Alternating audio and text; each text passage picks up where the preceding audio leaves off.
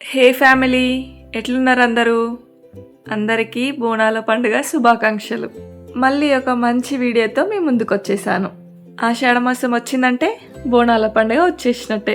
బోనాల పండుగ వచ్చింది అని అంటే అమ్మవారికి మంచిగా భక్తి శ్రద్ధలతో బోనం చేస్తాము. ఆ బోనాన్ని ఇంకాస్త ఎఫర్ట్స్ పెట్టి ప్రేమతో డెకరేట్ చేసి తీసుకెళ్తే చూడడానికి చాలా బాగుంటుంది. అండ్ ట్రెడిషనల్ వేలో ఒకసారి ఇలా బోనంని డెకరేట్ చేసి ట్రై చేయండి. సింపుల్గా, మరీ ఎక్కువ టైం పట్టదు, చాలా ఈజీగా రెడీ చేయొచ్చు బోనంని.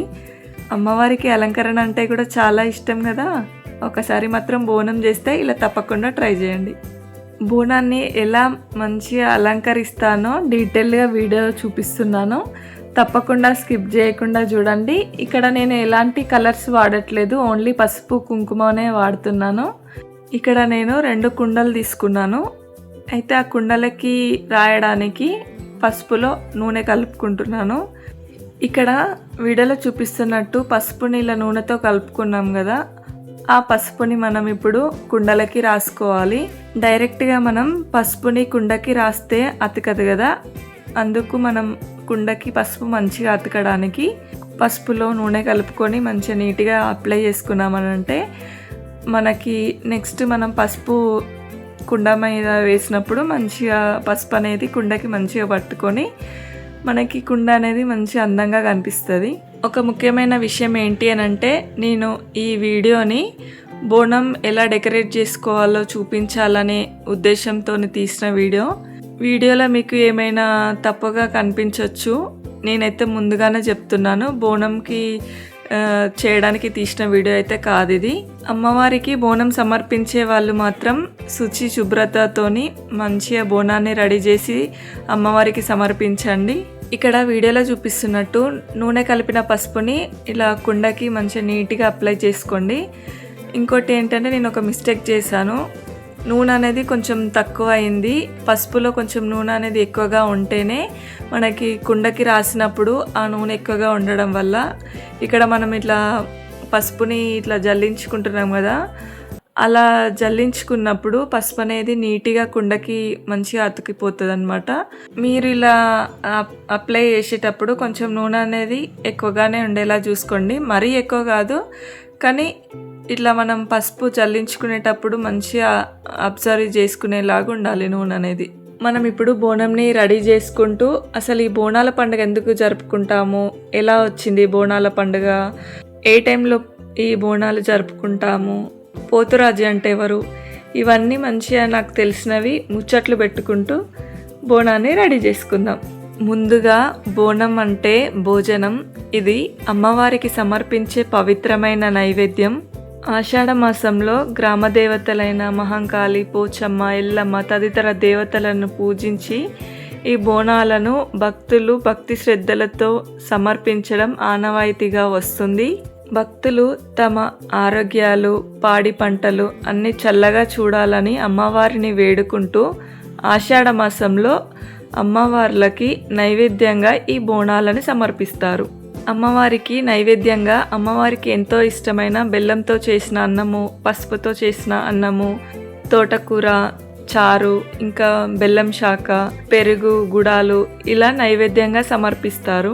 ఇలా నైవేద్యాన్ని రెడీ చేసి కుండలో పెట్టుకొని ఆ కుండని పసుపు కుంకుమలతో మంచిగా అలంకరించుకొని వేపాకు ఇంకా కుండ మీద దీపాన్ని వెలిగించుకొని అమ్మవారి దగ్గరికి డప్పు చప్పులతో ఊరేగించుకుంటూ వెళ్ళి ఆ బోనాన్ని అమ్మవారికి నైవేద్యంగా సమర్పిస్తారు. ఇంకా అమ్మవార్లకి వేపాకు అన్న, నిమ్మకాయల అన్న చాలా ఇష్టం. అందుకే ఈ టైంలో వేపాకు, నిమ్మకాయలతో మాల చేసి అమ్మవారికి అలంకరిస్తారు. అలానే ఇంటింటికి మంచిగా వేపాకులతో అలంకరించుకుంటారు గుమ్మాలకి. ఇంతకుముందు మన ఛానల్లో ఒక వీడియో పోస్ట్ చేశాను వేపాకు నిమ్మకాయలతో మాల రెడీ చేయడం గురించి. వాటి యొక్క విశిష్టత, వాటి వెనక ఉన్న సైంటిఫిక్ రీజన్స్ కూడా ఎక్స్ప్లెయిన్ చేస్తూ వీడియో పోస్ట్ చేశాను. ఇక్కడ వీడియోలో చూపిస్తున్నట్టు మనం కుండలకి ఎన్ని కుండలైతే మనము బోనాన్ని సమర్పించాలని అనుకుంటున్నామో అన్ని కుండలని ఇలా నూనె, పసుపు రాసి ఇలా నీట్గా రెడీ చేసుకున్నాక మనము ఈ కుండ మీద ఎలాంటివి గీసుకోవాలనుకుంటున్నామో ఇలా ఒకసారి రఫ్గా గీసేసుకోండి. కొంతమందికి అమ్మవారి ఫేస్ గీయాలి అని అనుకుంటారు. అలా గీయాలనుకున్న వాళ్ళు అలా గీసుకోవచ్చు. నేనైతే ఇక్కడ అమ్మవారి త్రిశూలంని గీస్తున్నాను.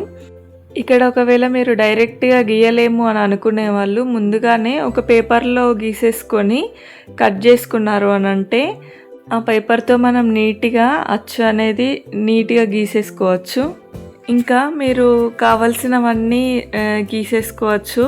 నేను ఇక్కడ త్రిశూలం గీస్తున్నా అన్నాను కదా, అమ్మవారి ఫేస్ గీసుకోవచ్చు, ఇంకా ఓం సింబల్ గీయవచ్చు, స్వస్తిక్ సింబల్, ఇలా మనకి ఏమేం కావాలో అలా నీట్గా ఇలా మనము ఒకసారి గీసేసుకున్నామనంటే దానికి నీట్గా మనము కుంకుమతో మంచిగా అప్లై చేసుకోవచ్చు. వీడియోని గమనించారంటే చాలా ఈజీగా రెడీ చేసుకుంటారు మీరు. ప్రాసెస్ కూడా చాలా సింపుల్గా ఈజీగా ఉంటుంది. ఒక ఆయిల్ అనేది మనం కరెక్ట్గా అప్లై చేసుకొని పసుపు మంచిగా పట్టించుకున్నామనంటే కుండకి మంచిగా నీట్గా కనిపిస్తుంది. సింపుల్గా డెకరేట్ చేసినా కూడా మన చేతులతో అమ్మవారికి బోనంని డెకరేట్ చేసినాము అనే ఫీల్ అనేది మంచి సాటిస్ఫాక్షన్ ఉంటుంది. తప్పకుండా మీరు కూడా ట్రై చేయండి.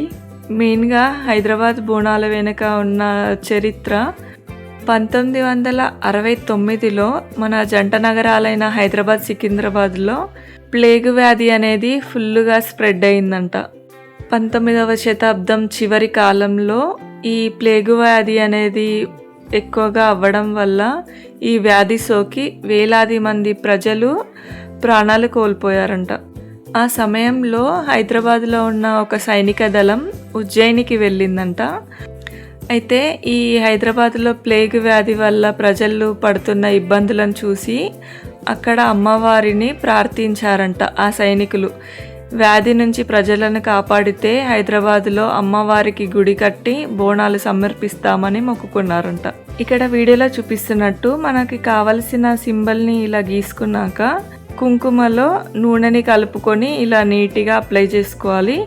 మనము కుంకుమలో కూడా నూనె మంచిగా పోసినామంటే ఆ కుంకుమ అనేది మంచిగా స్ప్రెడ్ అవుద్ది. అలా మనకి కావలసినట్టు డిజైన్ వేసుకొని ఇలా కుంకుమ అప్లై చేసుకుంటే చూడ్డానికి మంచిగా ట్రెడిషనల్గా కనిపిస్తుంది డెకరేషన్ అనేది. అలా సైనికులు అమ్మవారికి వేడుకోవడం, అమ్మవారి దయ వల్ల ప్లేగు వ్యాధి అనేది తగ్గిపోయిందంట. దీంతో ఆ సైనికులు తిరిగి హైదరాబాద్కి వచ్చి సికింద్రాబాద్లో ఉజ్జయిని మహంకాళి ఆలయాన్ని నిర్మించారంట.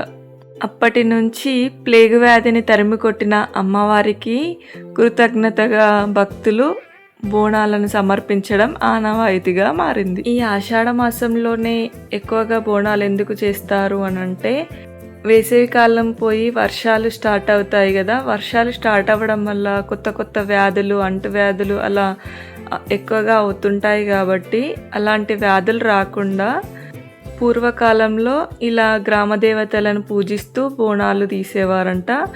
అమ్మవారు మనల్ని చల్లగా చూడాలని అమ్మవారికి కృతజ్ఞతగా ఇలా నైవేద్యాన్ని సమర్పించి మొక్కులు చెల్లించుకుంటాము. ఇంకా ఆషాఢ మాసంలో అమ్మవారు తన పుట్టింటికి వస్తుందని భక్తుల నమ్మకం.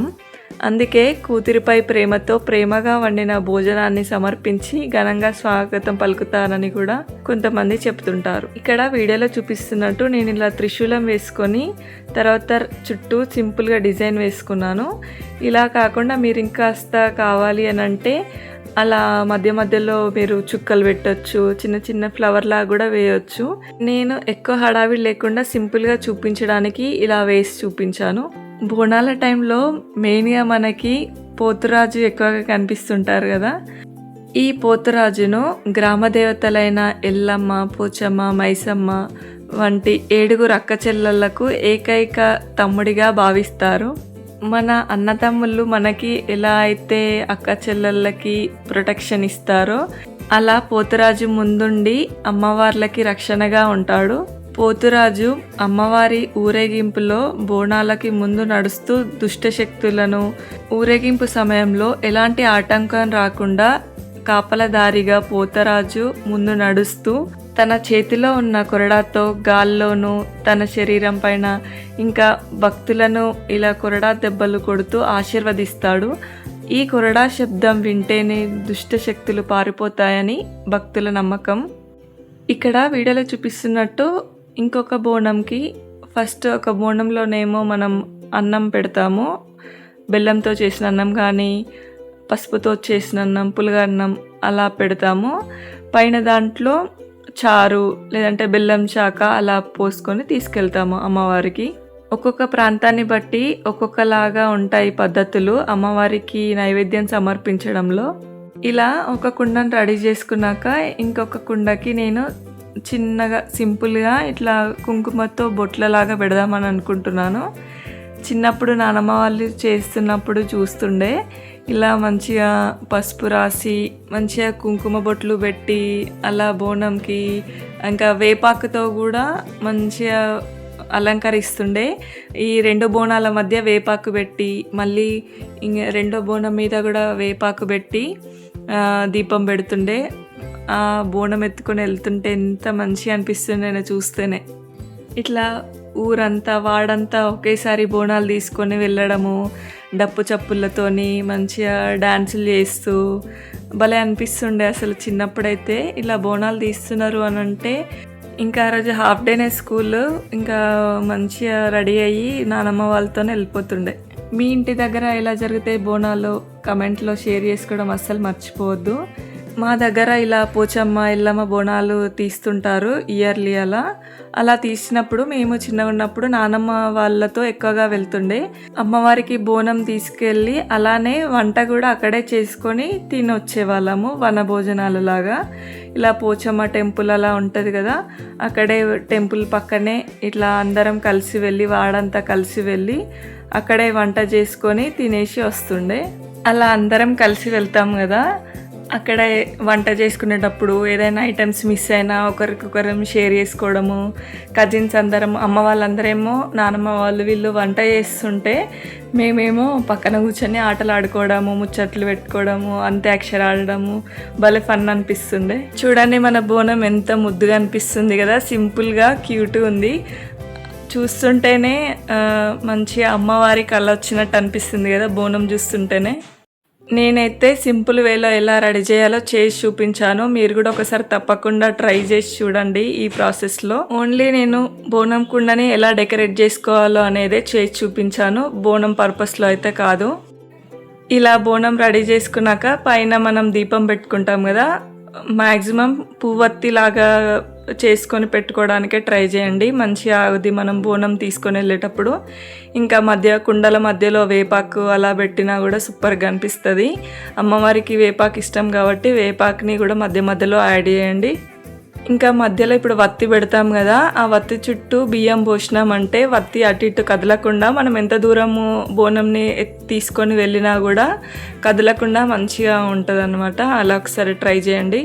ఈ బోనాల పండగకి మీ చేతులతో అమ్మవారికి బోనాన్ని మంచిగా డెకరేట్ చేయండి ట్రెడిషనల్ వేలో. మీ అందరికి ఎలా అనిపించింది ఈ వీడియో? నచ్చితే మాత్రం లైక్ చేయడం అస్సలు మర్చిపోవద్దు. మరిన్ని ఇంట్రెస్టింగ్ వీడియోస్ కోసం మన ఛానల్ని సబ్స్క్రైబ్ చేసుకోండి. నేను ఇలా వీడియో పెట్టగానే అలా నోటిఫికేషన్ మీ ఇంటి వరకు వస్తుంది. Thank you so much family, వీడియోని ఫైనల్ వరకు ఓపికగా చూసినందుకు.